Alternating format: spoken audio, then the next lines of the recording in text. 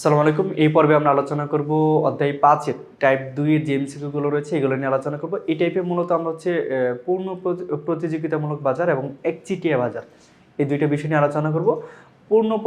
প্রতিযোগিতামূলক বাজার এবং একচেটিয়া বাজার দুইটা সম্পূর্ণই বিপরীত ধরনের বাজার। কারণ পূর্ণ প্রতিযোগিতামূলক বাজারে দেখা যাচ্ছে ব্যাপক পরিমাণে প্রতিযোগিতা লক্ষণীয়, কিন্তু একচেটিয়া বাজারে সেটা লক্ষণীয় না। যার কারণে এই টাইপের শুধুমাত্র এই দুই ধরনের প্রশ্ন রাখা হয়েছে। তো আমরা যদি আলোচনা করি এই অধ্যায়টি, প্রথম বলা হয়েছে পূর্ণ প্রতিযোগিতামূলক বাজারে কি হয়? দ্রব্যগুলো সমজাতীয়, তারপর হচ্ছে লক্ষ্য সর্বাধিক মুনাফা, চাহিদা ও যোগান দ্বারা মূল্য নির্ধারিত। হ্যাঁ, এখানে দ্রব্যগুলো কি থাকে? সমজাতীয় থাকে। দেখেছি একটার কাছাকাছি অন্যটা বা একবারে কাছাকাছি থাকে, যার কারণে বলা হচ্ছে কি দ্রব্যগুলো সমজাতীয় থাকে। লক্ষ্য সর্বাধিক মুনাফা, এখানে যারা পণ্য উৎপাদন করে তারা কি করে? তাদের লক্ষ্য হচ্ছে আমি যেন সর্বোচ্চ মুনাফাটা এখান থেকে অর্জন করতে পারি, যার কারণে এটাও সঠিক। চাহিদা ও যোগান দ্বারা পণ্যের মূল্য নির্ধারিত, এখানে পণ্যের মূল্যটা নির্ধারিত হয় কিসের দ্বারা? চাহিদা এবং যোগান দ্বারা। আমরা অন্যান্য অধ্যায়ে পড়ছি যে চাহিদা ও যোগান, এই যেরকম রেখা পড়ছি না, যে এরকম ছিল যে এইখানে হচ্ছে এটা হচ্ছে সাপ্লাই, এটা হচ্ছে ডিমান্ড। তো এখানে চাহিদা যোগানের সমতাস্থলে এখানে থাকে দাম, এখানে থাকে পরিমাণ, ঠিক আছে? তো চাহিদা যোগানের এই ক্রিয়া প্রতিক্রিয়ার মাধ্যমে কি হয়? মূল্য নির্ধারিত হয়। আর এটা হচ্ছে পূর্ণ প্রতিযোগিতামূলক বাজারে এটা দেখা দেয় যে চাহিদা এবং যোগানের দ্বারা পণ্যের মূল্য নির্ধারিত। অর্থাৎ চাহিদা যদি বেশি থাকে তাহলে সেটার দাম বেশি থাকবে, চাহিদা কম থাকলে দাম কি থাকবে? কম থাকবে। আবার কোন জিনিসের সরবরাহ বেশি থাকলে কি হবে? দাম কম হবে। আবার সরবরাহ যদি বেশি থাকে তাহলে দাম কম, আর কম থাকলে বেশি, মানে এরকম বিপরীত অবস্থা সংঘটিত হবে। তার মানে এই পূর্ণ প্রতিযোগিতামূলক বাজারে কি হবে? ১, ২ ও ৩, এই তিনটাই হচ্ছে এখানে সঠিক। একটি মাত্র দ্রব্য উৎপাদনকারী প্রতিষ্ঠানকে বলে কি বলা হয়? শিল্প, ফার্ম, তারপর হচ্ছে সেবা বাজার, তারপর হচ্ছে উপকরণ বাজার। একটি মাত্র দ্রব্য উৎপাদনকারী প্রতিষ্ঠানকে বলা হয় হচ্ছে ফার্ম, ঠিক আছে? কোন বাজারে ফার্ম এবং শিল্প একই? এটা হচ্ছে একচেটিয়া বাজারে ফার্ম এবং শিল্প একই, কারণ একটি মাত্র দ্রব্য উৎপাদন করে সেটাকে বলা হয় ফার্ম, আর একটা মাত্র ফার্ম থাকার কারণে কি বলা হয়? সেটাকে একচেটিয়া বাজারও বা শিল্প বলা হয়, ঠিক আছে? এখানে শিল্প আর হচ্ছে ফার্ম কি হয়? একই হয়, ঠিক আছে? ফার্ম এবং শিল্প কোন বাজারে একই হয়? একচেটিয়া, কারণ এখানে একটা মাত্র কারখানায় থাকে, ঠিক আছে? অপূর্ণ প্রতিযোগিতার ভিত্তিতে বাজারকে প্রধানত কত ভাগে ভাগ করা যায়? এটা হচ্ছে অপূর্ণ প্রতিযোগিতামূলক বাজারকে মূলত হচ্ছে তিন ভাগে ভাগ করা যায়। অলিগোপলি বাজার, তারপর হচ্ছে আপনার একচেটিয়া প্রতিযোগিতামূলক বাজার, এই বাজার সময় হচ্ছে এগুলোকে ভাগ করা হয়। আর মূলত প্রতিযোগিতার ভিত্তিতে বাজার হচ্ছে দুই ধরনের। তারপর হচ্ছে কোন বাজারে নির্ধারিত দামের উপর বিক্রেতা এককভাবে প্রভাব বিস্তার করতে পারে না? এটা হচ্ছে সঠিক উত্তর হচ্ছে পূর্ণ প্রতিযোগিতামূলক বাজার। কারণ কি? কারণ হচ্ছে বাজারটা এত পরিমাণ বিশাল যে এই বিশাল বাজারের তুলনায় কোনো একজন ক্রেতা বা কোনো একজন বিক্রেতা ক্ষুদ্র একজন নগণ্য একজন ব্যক্তি, যার কারণে তিনি কি করতে পারে না? এককভাবে প্রভাব বিস্তার করতে পারে না দামের উপরে, ঠিক আছে? বুঝতে পারছেন যে বাজার অনেক বিশাল হওয়ার কারণে একজন ব্যক্তি, সেটা ক্রেতা হতে পারে বা বিক্রেতা হতে পারে, তিনি বাজারে খুবই নগণ্য একটা অংশ, যার কারণে সেখানে কি করতে পারে না? প্রভাব বিস্তার করতে পারে না। অর্থাৎ সঠিক উত্তর হচ্ছে পূর্ণ প্রতিযোগিতামূলক বাজার। প্রতিযোগিতার ভিত্তিতে বাজার কয় প্রকার? বাজার হচ্ছে দুই প্রকার। কি কি? একটা হচ্ছে প্রতিযোগিতামূলক বাজার, একটা হচ্ছে অপূর্ণ প্রতিযোগিতামূলক বাজার। এই দুই ভাগে হচ্ছে ভাগ করা হয়। তার মানে এখান থেকে দুইটা প্রশ্ন খুবই ইম্পর্টেন্ট। একটা হচ্ছে প্রতিযোগিতার ভিত্তিতে বাজার কত প্রকার এবং অপূর্ণ প্রতিযোগিতার ভিত্তিতে বাজার কত প্রকার। আবার পূর্ণ প্রতিযোগিতামূলক বাজারে কোনো কি নাই? প্রকারভেদ নাই, ঠিক আছে? তারপর হচ্ছে যে বাজারে অসংখ্য ক্রেতা ও বিক্রেতা সমজাতীয় দ্রব্য কেনা বেচা করা হয় তা হলো অসংখ্য। দেখেন যেখানে অসংখ্য বলছে তার মানে কি এখানে অনেক বেশি প্রতিযোগিতাও আছে, তার মানে সেটা কি হবে? পূর্ণ প্রতিযোগিতামূলক বাজার। কোন বাজারে দ্রব্য সমজাতীয়? এটা একটু আগে আমরা পড়ছি যে পূর্ণ প্রতিযোগিতামূলক বাজারে দ্রব্য সমজাতীয়, অর্থাৎ একটা পণ্য আর একটা পণ্যর খুব কাছাকাছি বা সমান।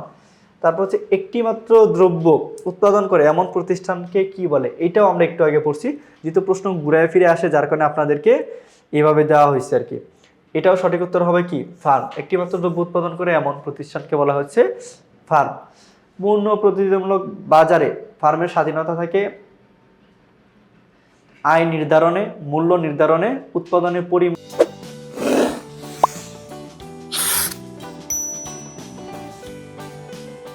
মান নির্ধারণ। দেখেন এখানে তাদের আয় নির্ধারণ মানে কি, তারা চেষ্টা করে মুনাফা বেশি করার জন্য। তো আমার মনে হলো আমি বেশি পণ্য তৈরি করে বেশি টাকা ইনকাম করবো, তাহলে কি তারা এটা করতে পারে। মূল্য নির্ধারণে আমরা জানি তারা মূল্য নির্ধারণ করতে পারে না, কারণ মূল্যটা কি হয়, স্বয়ংক্রিয়ভাবে হয়। এবং হচ্ছে উৎপাদনের পরিমাণ, তারা চাইলে আমি কি পরিমাণ দ্রব্য উৎপাদন করব সেইটা নির্ধারণ করতে পারে, যে আমি 1 টন উৎপাদন করবো না 2 টন না 3 টন, এটা আমরা হচ্ছে যারা মানে উৎপাদক থাকে তারা এটা নির্ধারণ করতে পারে। অর্থাৎ সঠিক উত্তর হবে কি 1 ও 3। মূল্য তারা নির্ধারণ করতে পারে না, কেন, কারণ হচ্ছে তারা হচ্ছে ওই বিশাল বাজারের আয়তনের তুলনায় তারা ক্ষুদ্র এবং নগণ্য অংশ থাকে, যার কারণে তারা মূল্য নির্ধারণ করতে পারে না। যেই দাম ব্যবস্থা থাকে বা যে স্বয়ংক্রিয় যেই দামটা থাকে সেইটাই তারা গ্রহণ করতে বাধ্য থাকে। তারপর একজন ব্যক্তির নাম দিয়ে বলা হয়েছে যে লুনা নিউ মার্কেট থেকে একটা জামা কিনেছে। লুনার ক্রয়কৃত জামাটি কোন বাজারের পণ্য? এটা কোন বাজারের পণ্য? এটা হচ্ছে যে নিউ মার্কেট থেকে কিনছে। এটা দেখবেন অনেক ধরনের দোকান থাকে, অনেক কিছু থাকে, অনেক ক্রেতা বিক্রেতা থাকে, তার মানে সেটা হচ্ছে পূর্ণ প্রতিযোগিতামূলক বাজার। পলি শব্দের অর্থ কি? এটা খুবই গুরুত্বপূর্ণ। আবার এই মনো শব্দের অর্থ কি? এটাও খুব বেশি গুরুত্বপূর্ণ। যদি আমি শুধুমাত্র এখানে কি দিছি, পলি শব্দটা দিয়েছি, কি মনো শব্দটা দেই নাই, ঠিক আছে। MONO, মনো শব্দের অর্থ কি? মনো শব্দের অর্থ হচ্ছে এক, আর পলি শব্দের অর্থ হচ্ছে বিক্রেতা। তার মানে মনোপলি মানে হচ্ছে যেখানে একজন মাত্র বিক্রেতা থাকে সেটাকে আমরা বলি কি, মনোপলি মার্কেট বলি, বা একচেটিয়া বাজারের সমার্থক শব্দ হচ্ছে মনোপলি মার্কেট। মনোপলি শব্দের অর্থ কি? একজন বিক্রেতা, যে ক নম্বরে দেওয়া আছে। মনো শব্দের অর্থ এক, পলি শব্দের অর্থ বিক্রেতা। তার মানে সঠিক উত্তর হচ্ছে ক, মনোপলি মানে হচ্ছে একজন বিক্রেতা।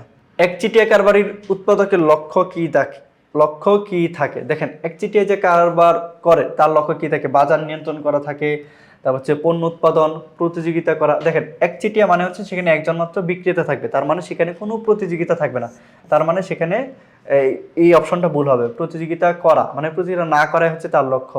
বাজার নিয়ন্ত্রণ করাও তার লক্ষ্য না, পণ্য উৎপাদন করাও তার লক্ষ্য না। তার লক্ষ্য হচ্ছে সর্বাধিক মুনাফা অর্জন করা। তার কি থাকে লক্ষ্য? সর্বাধিক মুনাফা অর্জন করা। মনোপলি বাজারের আরেক নাম কি? স্বল্পকালীন বাজার হবে না, অলিগোপলি বাজার হবে না, তারপর হচ্ছে পূর্ণ প্রতিযোগিতা হবে না, হবে কি একচেটিয়া বাজার। এই মনোপলি মার্কেট বা একচেটিয়া মার্কেট একটা আরেকটা সমার্থক শব্দ। তারপর হচ্ছে একচেটিয়া বাজারে কি হয়?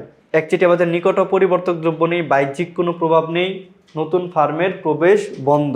দেখেন এখানে নিকট পরিবর্তক কোনো দ্রব্য নেই, এখানে একটা মাত্র দ্রব্যই থাকে, যার কারণে কি হইতেছে? সঠিক উত্তর হচ্ছে নিকট পরিবর্তক দ্রব্য নেই, ঠিক আছে। তারপর হচ্ছে বাহ্যিক কোনো প্রভাব নেই, তার মানে হচ্ছে দেখেন বাহ্যিক কোনো প্রভাব নেই, এখানে কি থাকে না? বাহ্যিক কোনো প্রভাব থাকে না, ঠিক আছে। তারপর হচ্ছে 3 নাম্বার, নতুন ফার্মের প্রবেশ বন্ধ। দেখেন এখানে যেহেতু একচেটিয়া বাজার, তার মানে কি একজন মাত্র বিক্রেতা থাকবে। নতুন কোনো ফার্ম প্রবেশ করলে কি হবে? সেখানে 2 জন হয়ে যাবে, তখন আর একচেটিয়া হবে না, এক কথাটা তার গ্রহণযোগ্যতা হারাবে। যার কারণে সঠিক উত্তর কি হবে? 1 ও 3। তার মানে কি সঠিক উত্তর হচ্ছে একচেটিয়া বাজার নিকট পরিবর্তক দ্রব্য নেই, নতুন ফার্মের প্রবেশও এখানে বন্ধ থাকে। তারপর হচ্ছে একচেটিয়া বাজারের বৈশিষ্ট্য হলো, এটাও ইম্পর্টেন্ট, বৈশিষ্ট্যগুলো অবশ্যই ইম্পর্টেন্ট। প্রতিযোগিতামূলক বাজারের বৈশিষ্ট্য আপনারা মনে রাখবেন, একচেটিয়া বাজারের বৈশিষ্ট্য মনে রাখবেন। নিকট পরিবর্তক দ্রব্য নেই, এটাও সঠিক। নতুন ফার্মের প্রবেশ বন্ধ, এটাও সঠিক। এককভাবে দাম ও যোগান নিয়ন্ত্রক, যেহেতু এখানে একজন মাত্র বিক্রেতা, তার মানে কি সে এককভাবেই এই দাম এবং যোগান নিয়ন্ত্রণ করে। তার মানে সঠিক উত্তর হচ্ছে 1, 2 ও 3, এই 3টাই হচ্ছে সঠিক উত্তর। তারপর হচ্ছে ঢাকা শহরে পানি, বিদ্যুৎ ও গ্যাস সরবরাহের ক্ষেত্রে কোন বাজার দেখা যায়? তো আমরা যদি এখানে লক্ষ্য করি দেখবেন যে ঢাকা শহরে পানিকে সরবরাহ করে ওয়াসা, তারপর হচ্ছে বিদ্যুৎকে সরবরাহ করে দেখবেন ডেস্কো, অন্য কেউ সরবরাহ করে না। তারপর হচ্ছে গ্যাস কি করে? তিতাস। প্রত্যেকেই একটা একটা করে কি আছে এখানে উৎপাদক বা সরবরাহকারী আছে। তার মানে যেহেতু একজন করে আছে, তার মানে এখানে আমরা একচেটিয়া বাজার দেখতে পারি। কি ধরনের বাজার দেখতে পারি? একচেটিয়া বাজার দেখতে পারি। তারপর হচ্ছে স্বাভাবিক মুনাফা অর্জিত হয় কোন বাজারে? স্বাভাবিক মুনাফা অর্জিত হয় পূর্ণ প্রতিযোগিতামূলক বাজারে। অর্থাৎ কি হয়? সেখানে আয় ব্যয় দুইটাই কি হয়? সমান হয়। এই আয় ব্যয় সমান হয় মানেই হচ্ছে স্বাভাবিক মুনাফা, ঠিক আছে। আবার এই আয়ের মধ্যে কি থাকে? যে বিভিন্ন যে উপকরণের আয় সেটাও অন্তর্ভুক্ত থাকে। তার মানে স্বাভাবিক মুনাফা অর্জিত হয় মূলত পূর্ণ প্রতিযোগিতামূলক বাজারে। দীর্ঘকালীন সময়ে একচেটিয়া প্রতিযোগিতার বাজারের ভারসাম্য কোন বাজারের ভারসাম্যের মতো হয়ে থাকে? সেটা হচ্ছে দীর্ঘকালীন সময়ে একচেটিয়া বাজারের ভারসাম্য হচ্ছে একচেটিয়া অলিগোপলি পূর্ণ প্রতিযোগিতা এবং হচ্ছে স্বল্পকালীন, তার মানে হচ্ছে এটা পূর্ণ প্রতিযোগিতার মতো হয়ে থাকে। দীর্ঘমেয়াদে কি হয় তাহলে স্বাভাবিক মুনাফা অর্জন করে, যার কারণে এখানে পূর্ণ প্রতিযোগিতামূলক হয়ে থাকে। বাংলাদেশ পেট্রোলিয়াম কর্পোরেশন কোন বাজারের উদাহরণ? যদি একটা বাজারের নাম কথা বলছে তার মানে সেটা কি হবে? একচেটিয়া বাজার হবে। কি হবে? একচেটিয়া বাজার হবে। তার মানে সঠিক উত্তর হচ্ছে ক। তো এই ছিল আমার হচ্ছে এই টাইপ 2 থেকে, অর্থাৎ পূর্ণ প্রতিযোগিতামূলক বাজার এবং হচ্ছে একচেটিয়া বাজার থেকে যে গুরুত্বপূর্ণ এমসিকিউ গুলো ছিল সেগুলোর সমাধান এবং ব্যাখ্যা। দেখা হচ্ছে পরবর্তীতে নতুন কোনো ভিডিওতে। আল্লাহ হাফেজ, আসসালামু আলাইকুম।